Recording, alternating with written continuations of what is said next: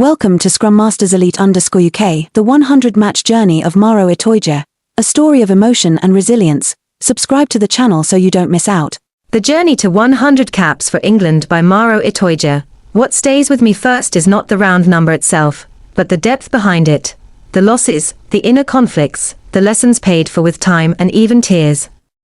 At 31, as he prepares to step into his 100th match for the national team, Itoje carries not only the captain's armband on his arm, but also a long and demanding journey of personal growth. For years, Itoje has been regarded as the model of a modern lock, tall, intelligent, technically gifted, energetic, and mentally tough. With 99 caps for England and 10 for the British Irish Lions, he represents not only physical power, but also leadership. Yet what truly makes me reflect is his admission that it was the difficult periods, not the glorious victories, that shaped who he is today. Itoje's milestone match takes place at Allianz Stadium in a clash with Ireland national rugby union team in the third round at Twickenham Stadium. It should have been a perfectly complete moment. But life rarely gives us flawless pictures. Itoje has just endured the pain of losing his mother, Florence, the person who followed and supported him throughout his career. He missed the opening match against Wales national rugby union team, which England won 48-7, and only returned from the bench in the defeat to Scotland national rugby union team at Murrayfield. I can clearly sense the emotional imbalance in that situation. On one side, the responsibility of a captain, on the other, private grief that has not yet faded. When Itoje shared that, had he not learned to control his emotional turbulence, he might never have reached this milestone, I found it a courageous confession. Early in his career, he would push himself into a state of emotional chaos before every test match. He once thought, "I'm not sure I can do this every week." That statement made me realize that even athletes at the very top have doubted themselves. They have felt fear, overload, and moments of questioning their own mental endurance. I was particularly struck when Itoje said that without changing his preparation, he might have risked a heart attack or stroke from accumulating too much emotional energy. Here, I see not just a rugby player, but a human being learning to balance passion with health, ambition with longevity.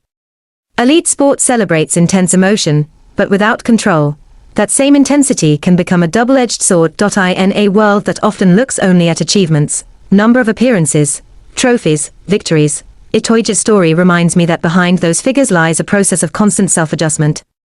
100 caps are not simply 100 matches. They are 100 times stepping onto the field with the weight of a nation on his shoulders. 100 times a body absorbing brutal collisions, 100 times a mind being tested. Above all, they are 100 times learning to master oneself. His leadership of the British Irish Lions on their successful tour of Australia last year further demonstrates that this maturity is no coincidence. The Lions unite elite players from 4 nations, and to lead in that environment requires not only talent but psychological stability. Had Itoje retained the explosive emotional approach of his early years, it would have been difficult to sustain his current form and standing. What moves me most is the mixture of pride and sadness in this moment. Itoje says he feels immensely proud, happy, and excited to reach 100 caps for England.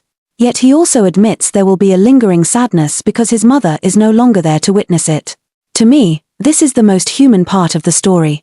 Success is never detached from the relationships that nurture us.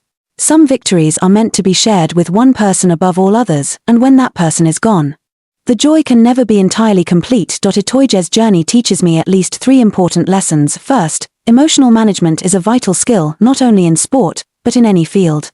I, too, have sometimes pushed myself into excessive tension before important challenges, believing that I had to burn with intensity to prove my determination. But Itoje's story shows that sustainability is the true key. Intense emotion may drive a breakthrough moment, but stability is what carries you over the long distance. Second, hardship is not an endpoint but a catalyst for growth. Itoje admits that it was the less favorable periods that enabled him to reach this milestone. That feels profoundly true in life. Failures, losses, and moments of self-doubt, if reflected upon and learned from, can become the foundation of later success. He has just lost his mother, yet he returned to play for England, showing remarkable resilience. At the same time, I appreciate that he does not hide his sadness. He does not paint himself as someone who cannot fall. He acknowledges his grief. That honesty makes his image even more admirable. Third, personal success is inseparable from the support of family and community. When Itoje speaks of his mother, it is clear that this 100-match journey is not his alone. It belongs to those who stood quietly behind him. It makes me ask myself, have I been grateful enough to those who support me? Have I shown sufficient appreciation to those who contribute to my own successes? We often view athletes through the lens of performance and expectation. When they play poorly, criticism comes easily. But behind every player is a human being with emotions, family, and personal upheavals. As Itoje steps onto the field carrying the pain of losing his mother, what he may need is not only applause, but understanding. I also think about the pressure of captaining England. Leading the national side is not merely wearing an armband, it is representing an entire rugby tradition. When Itoje says he once doubted whether he could maintain that emotional intensity every week, I see a very real fear.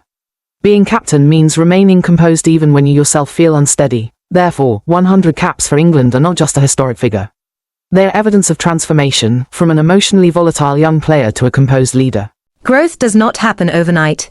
It is built match by match, mistake by mistake, reflection by reflection. Itoje's journey reminds me that greatness does not lie in never wavering, but in standing firm after each moment of instability. He once struggled with emotional chaos, and doubted his ability to sustain the intensity of elite competition. Instead of letting that defeat him, he learned to adjust. That adjustment paved the way to his 100th cap.